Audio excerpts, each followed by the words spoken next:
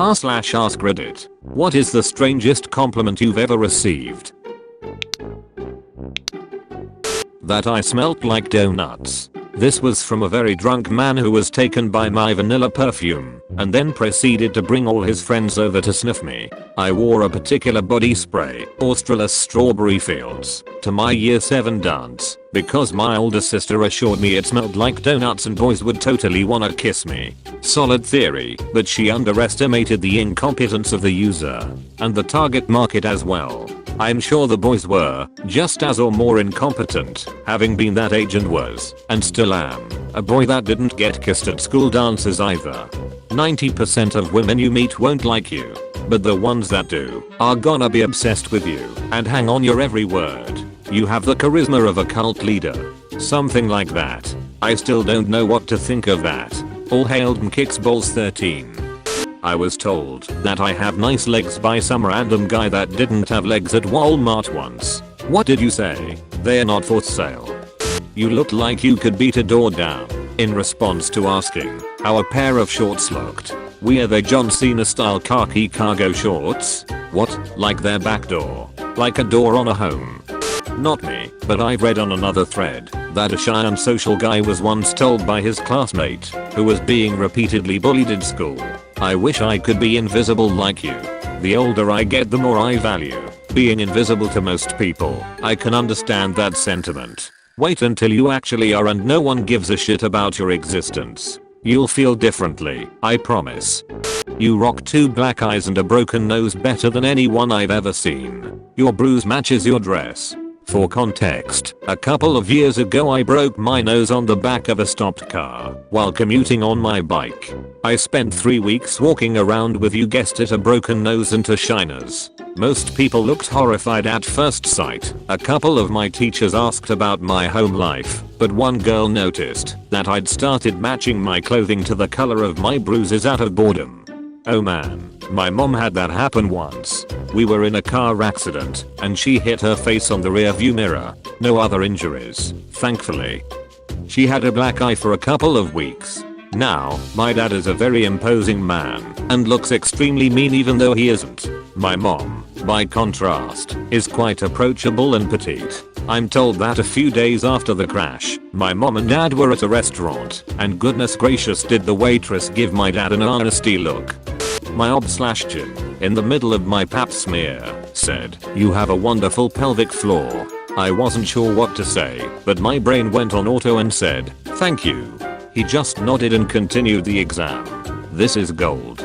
Oh, I bet you say that to all your patients. During my last visit to one, though it wasn't a pap smear, at one point he said something like, "Your uterus is perfectly shaped." Mentally high-fived myself at that. When I was in med school they had to really train us on what to say during ob/gyn exams. Most people are going to subconsciously use everyday expressions like "this looks good" or "alright," "nice," "nice" or "wonderful," etc. You don't mean anything by it, and it's just idle conversation, but in the middle of a gynecology exam it can come across as creepy. Therefore they taught us to just keep repeating the phrase "everything looks healthy and normal," since that can't be misconstrued as creepy. My gynecologist happily told me, at the end of a breast ultrasound to check for abnormalities, that I had remarkably boring breasts. I was very happy to hear it. Were you a cesarean baby? Because you have the nicest shaped head. Well, were you? No lol. Mama just had a perfectly head-shaped cervix. At an airport an employee said, "You look like you should be somebody." After I said something like "thanks, I think," he then clarified that he meant like an athlete or actor. I do think it was meant as a compliment, but since then I've been haunted by the feeling that I haven't lived up to my potential. Yeah, I get that feeling about you too. When I was young and getting a physical from a doctor, she was needing my boobs for tumors and such. When she said, "How your skin feels like bathing suit material," I was stunned and I asked her, "Is that a bad thing?" She seems equally stunned and replies with, "No, I don't think so." I'd bet money she was running on no sleep and was just as surprised as you were to hear that come out of her mouth. You're pretty when you cry. I've gotten this one. Very creepy. I've gotten this too. I actually agree, because my eyes are a very dull green. but when I cry my whole face turns red and it really makes my eyes pop. I've actually considered dyeing my hair red. Damn, do you have a brother? Cause I would duck the crap out of him. Yup, I have an identical twin. I'll set you two up for 8 PM this evening at your place. Something's wrong, I can feel it. My little 7-year-old sister once said to me, "You're like Cinderella when she dies." Still don't know what that means, but I take it as a compliment. Maybe she was thinking Sleeping Beauty? Run. You have nice goat birthing hands. This seems like it should be a Dwight Schrute line. There are 2 key factors in goat birth. First, you must know the craft. This is easy. Most and I had mastered this by the time we reached 2nd grade and would hold competitions. The second factor, hand size, cannot be learned, and that is why Mose is the 8-time goat birthing champion. Teacher told me I was a buff-ass kid and that I looked like I was getting buffer every day. Weird because it was in front of the whole class and I got embarrassed. I don't receive compliments well. No, that's definitely creepy. You're horny but you're still a true Asian boy. What does that even mean? I have no idea myself. Maybe it means he's good in bed, but still a proper gentleman. The speaker is usually arrested to Western or westernized men. Small PP. Most Asian people, mainly Japanese, I think, actually don't like having sex. Yeah, there are a lot of people there that have died virgins. And that's also a reason why there's a low birth rate. You look so much cuter without your glasses on. Almost like you're 12. It was from a front desk clerk who also touched my face because it looked so soft. I never walked out faster than I did there. Edit. For clarification, this was back when I was in high school during my senior year. I was about 18 at the time and I was paying on a hotel room for rather unexplained reasons, and that's when I encountered the clerk. The clerk was a female. I was male. I had already accepted the fact that I was into guys, yet my anxiety still prevented me from saying so. I'm also known to have some sort of a baby face, making me look younger than I really am, and resulting in comments on how cute I am. Not handsome, cute. So when she stated I looked cute, I didn't really flinch, because I thought whatever. Almost every girl I meet says that. Let me pay off the room.